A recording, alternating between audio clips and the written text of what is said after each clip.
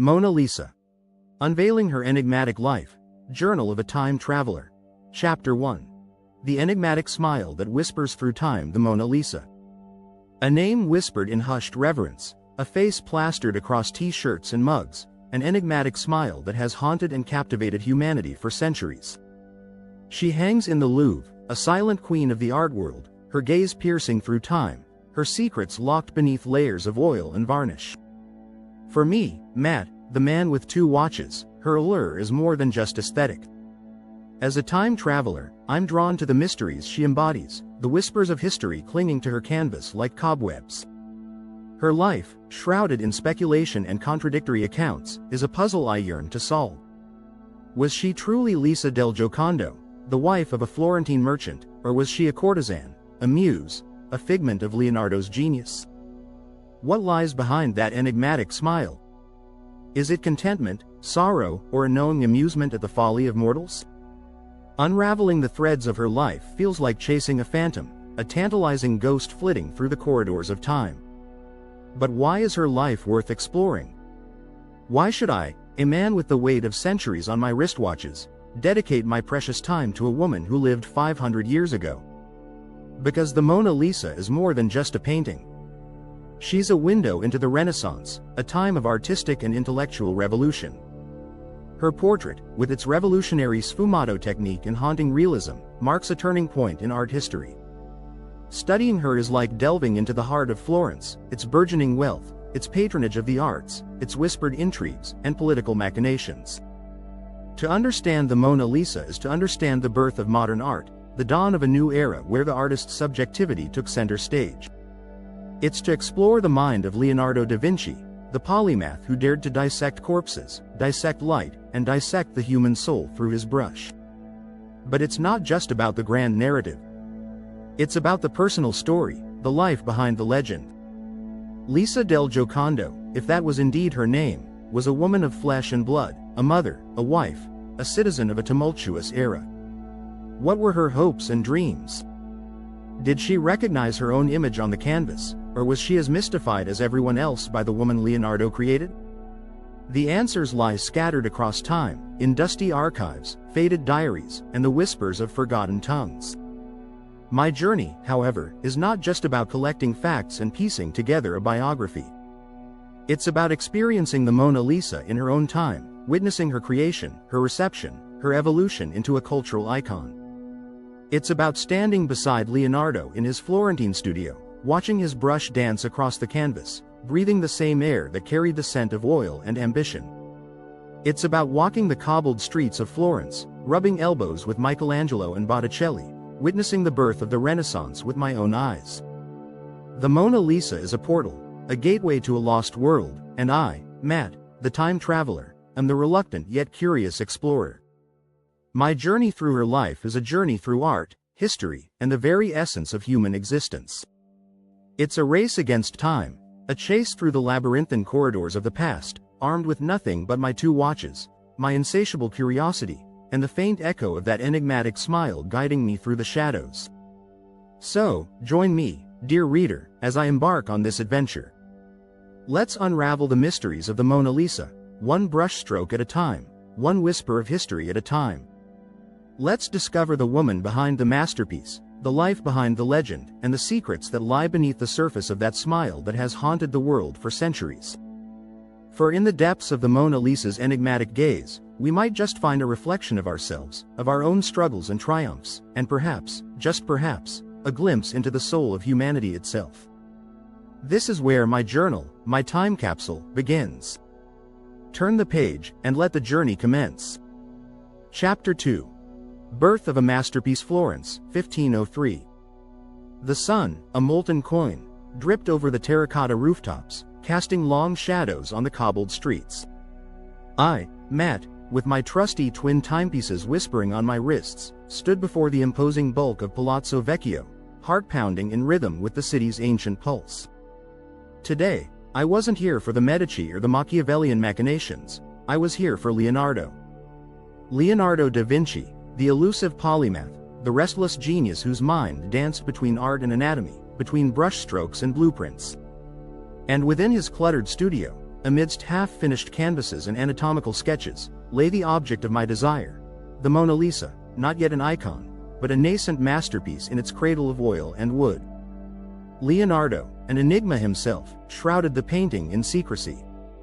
Whispers and theories pirouetted through the city. Was it Lisa del Giocondo, the wife of a silk merchant, forever captured in that unsettling smile? Or was it Isabella d'Este, the fiery Duchess of Mantua, radiating regal hauteur from the canvas? Perhaps it was simply an ideal woman, a figment of Leonardo's own restless imagination, given form on wood. I wandered through the studio, a treasure trove of the Renaissance mind. Sketches of flying machines mingled with anatomy drawings, each stroke a testament to Leonardo's insatiable curiosity. Sunlight, filtered through dusty windows, kissed the unfinished Mona Lisa, revealing the revolutionary sfumato technique, layers upon layers of translucent glazes blurring the edges, blending light and shadow, giving birth to a woman so real, she seemed to breathe. Leonardo, I gathered from whispered conversations, was an unconventional artist. He abandoned traditional fresco painting for this slow, meticulous oil technique, allowing him to constantly tinker, adjust, infuse the portrait with a strange, hypnotic life. Hours, days, months bled into years as he obsessed over every detail, the woman on the canvas aging along with him, her smile deepening with each stroke.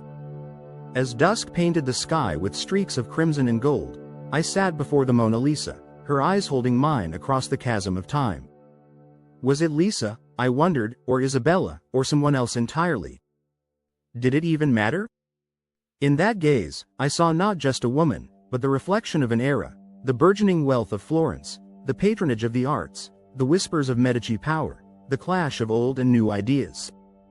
Theories swirled in my head like fireflies in the twilight. Was the enigmatic smile a mask for hidden sorrow, a product of an arranged marriage, a life shadowed by loss? Or did it hint at a secret understanding, a shared joke between artist and model, a knowing amusement at the fleeting nature of beauty? Leonardo, the master of illusion, played his cards close. He kept the identity of the woman a secret, adding fuel to the flames of speculation. Was it a deliberate ploy, a way to elevate the painting from portrait to universal symbol? Or was it simply the whimsy of a genius, amused by the game of art and perception? Answers, I feared, were shrouded in layers of oil and varnish, locked away in the labyrinthine folds of history. But my quest was not just about facts and dates, it was about experiencing the Mona Lisa's birth, about witnessing the alchemy of creation, the spark that ignited a masterpiece. Leonardo remained a ghost in his own studio, his presence lingering in the scent of oil paints and the unfinished sketches. Perhaps, in time, I would catch a glimpse of him, brush in hand, whispering secrets to his Mona Lisa, coaxing life onto the canvas with each fleeting stroke.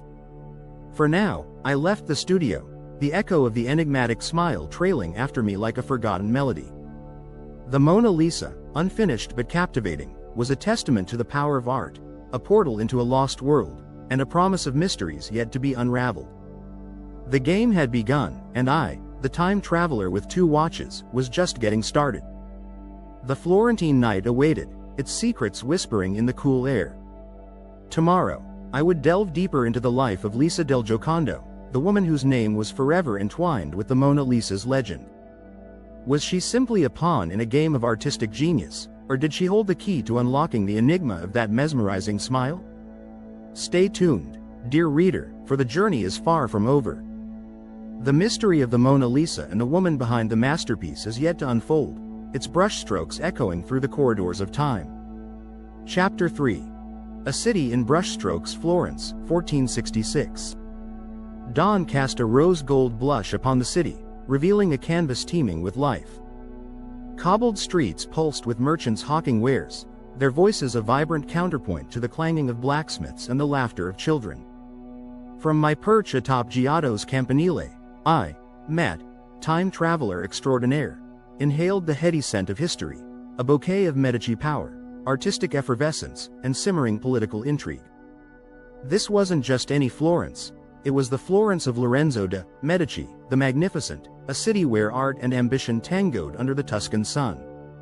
And amidst this whirlwind, a young Leonardo da Vinci, barely 14, his eyes wide with youthful curiosity, stood at the threshold of his genius. His apprenticeship under Andrea Verrocchio was a baptism by fire. Verrocchio, a polymath himself, a sculptor, painter, goldsmith, instilled in Leonardo a hunger for knowledge, a thirst to devour all the world had to offer. In his workshop, surrounded by chisels and canvases, Leonardo learned the fundamentals of perspective, anatomy, light, and shadow, the building blocks of the artistic revolution he would one day ignite. Florence, during those heady days, was a hotbed of artistic innovation. Filippo Brunelleschi had redefined architecture with his magnificent dome atop the Duomo, and Donatello's sculptures pulsed with a raw, muscular energy. The portrait, once a stiff, two-dimensional affair, was undergoing a metamorphosis. Flemish influences, with their meticulous attention to detail, merged with the Florentine love for realism, birthing an art form brimming with humanity. Leonardo, never content with imitation, pushed the boundaries further.